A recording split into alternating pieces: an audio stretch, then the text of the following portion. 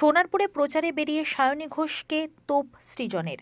বিজেপির বারবারন্ত সিপিএমের জন্য সোনারপুরে প্রচারে বেরিয়ে সিপিএমকে শুক্রবার বিকেলে তোপ যাদবপুর কেন্দ্রের তৃণমূল কংগ্রেসের প্রার্থী সায়নী ঘোষের।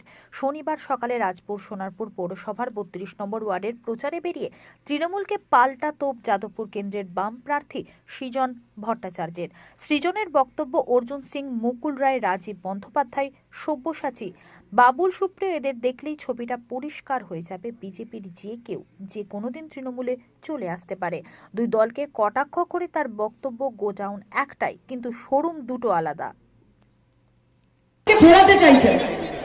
বিগত 10 বছর সিপিএম এমন ভাবে গর্তে ঢুকে গেছে যে বিজেপিকে তারা রাস্তা করে দিয়েছে। আপনারা বলুন, 34 বছর সংগঠন এবং সরকারে থাকার পর 10 বছর সিপিএম কোথায় ছিল যে বিজেপি নামক একটি অপদার্থ পার্টি এখানে ঢুকতে পেরেছে? কোথায় ছিলেন আপনারা? আপনারা সুবিধা করে দিয়েছেন, আপনারা এনেছেন তাদেরকে, এবং সেই জন্য 2014 থেকে শুরু করে 2019-এর ভোট যদি আপনারা দেখেন তাহলে দেখবেন একটা 15% ভোট ব্যাংক রয়েছে, যেই ভোট ব্যাংক বাম থেকে রামে গেছে, আবার খুব বেশি হলে রাম থেকে বামে যাবে।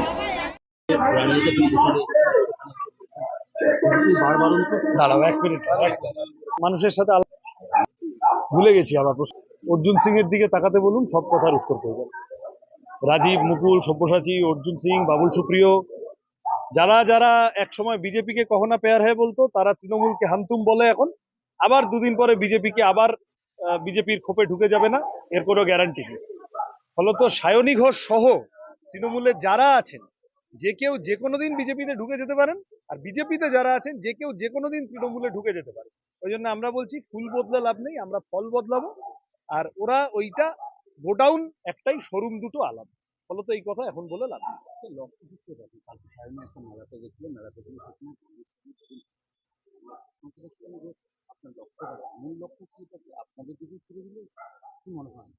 এটা তো উনি কি বলেছেন আমি বলতে পারবো না, ওনার কথার আর আমি শুনিও নি। সেই অর্থে আমরা তোলাবাজির বিরুদ্ধে, দাঙ্গাবাজির বিরুদ্ধে লড়তে নেমেছি, রুজি রুটির পক্ষে লড়তে নেমেছি।